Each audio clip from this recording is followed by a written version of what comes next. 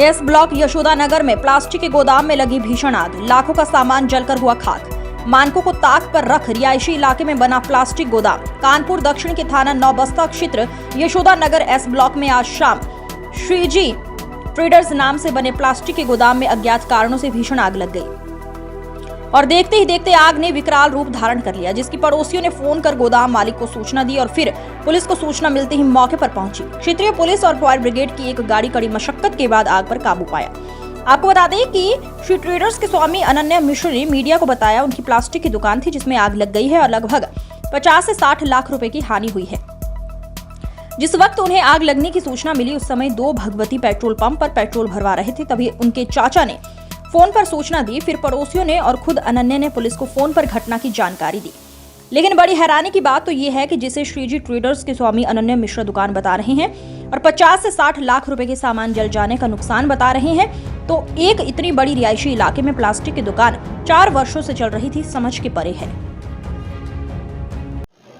क्या नाम है आपका? अनन्या मिश्रा।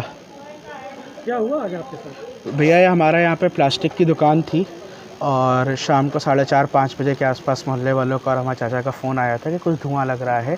तो बाहर चूँकि गत्ते जल रहे थे तो ये लगा कि बाहर का धुआं होगा, लेकिन फिर पता चला कि अंदर शॉर्ट सर्किट हुआ है। और जिस समय फ़ोन आया उस समय हम किदवई नगर के ब्लॉक में थे, पेट्रोल डलवा रहे थे भगवती पेट्रोल पंप पे, जिस समय पहला बार फ़ोन आया था। किस चीज़ की दुकान थी? ये प्लास्टिक की दुकान थी भैया। कब से थी? ये मेरे पापा की थी। मेरे पापा जी 2020 में ख़त्म हो गए थे और मेरे पास ही 2020 से थी। किस नाम से? श्रीजी ट्रेडर्स जी। कितना नुकसान हुआ है?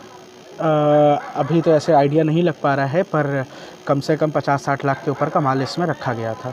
अच्छा, जो घटना हुई आपको इसकी जानकारी कैसे मिली? हमें फ़ोन आया था। इसका पहला मेरे चाचा का फ़ोन आया था, दूसरा फिर हमारे पड़ोसियों का फ़ोन आया था कि कहाँ हो। उस समय हम के ब्लॉक किदवई नगर में थे। जी, पुलिस को सूचना हमने अपने खुद के नंबर से दी थी और जब तक हम आए थे यहाँ पे फायर ब्रिगेड को पहले से ही फ़ोन कर दिया गया था।